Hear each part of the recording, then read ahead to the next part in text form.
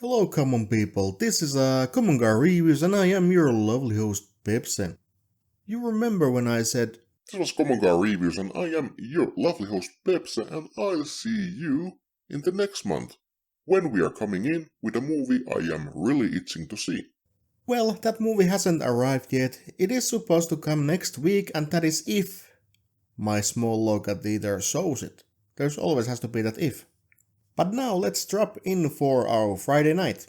The immense heat of the summer is gone and this day we have a really atmospheric movie to be watched.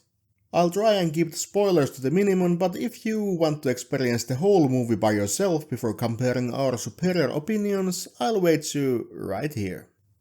The Vast of Night is a 2019 American science fiction mystery film directed by Andrew Patterson.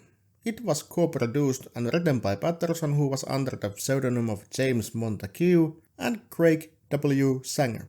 Film premiered at the Slamdance Film Festival in January 2019 and was praised on its direction, cinematography and historical authenticity, as well as actors' performances. Movie sets in 1950s New Mexico, and we follow a young switchboard operator Faye Crocker and an inspiring radio host Everett Sloan. Movie starts with a bit of hassle. These two guys walk around with a huge portable recorder and try to interview people. A really popular game of basketball is going to start and most of the people were heading there.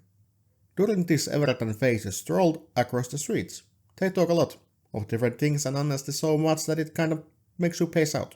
Start of this film is in my opinion a bit too long, but when it starts, oh boy does it start.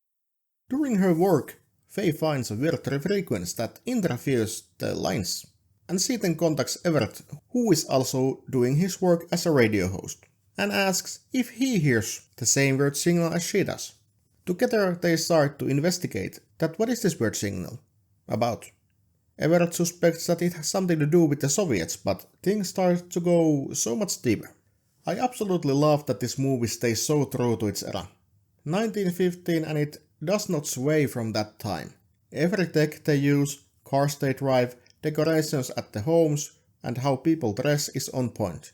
I am not super familiar with the youth slang in 1950s, but they throw in some words that I would guess are those that youth spoke in those days. During his show, Everett gets a phone call from Billy, who says that he knows what is going on, or that he has a theory.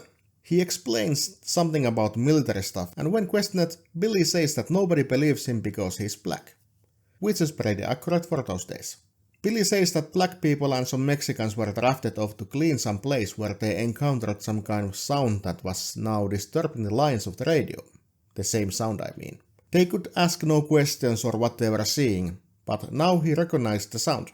After this he said that one of their friends got hold of that signal and recorded it, and sent copies to everyone involved. And now Everett and Faye were to go and find it because it was owned by some guy who died. Mystery grows deeper with the discussions, and honestly these dialogues were so well made that I was just glued to the screen, listening carefully every word.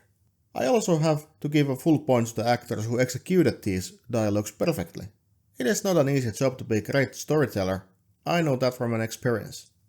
Their way to speak was eerie and captivating, and they built up so much of this story and mystery during these monologues that anything else wasn't even necessary. Most of the scenes that made impact were filmed in a tight spot, like in one room or one place. And everything that was going on in the room was only the sound, and only the talk, or the monologue the guys that they interviewed did. And all this goodness was accompanied with random people saying that they are seeing something in the sky. I really like this one. Movie builds up its mystery and gives us a satisfying conclusion, even if I secretly hope that they would keep it under the blanket. I highly recommend this movie for all those who enjoy a good atmosphere and mystery. This was my review about the Vast of Night. A pleasant surprise for a random found. This was Common Guy Reviews and you listened me, your lovely host Pepsi, and I'll see you in the next review. Goodbye!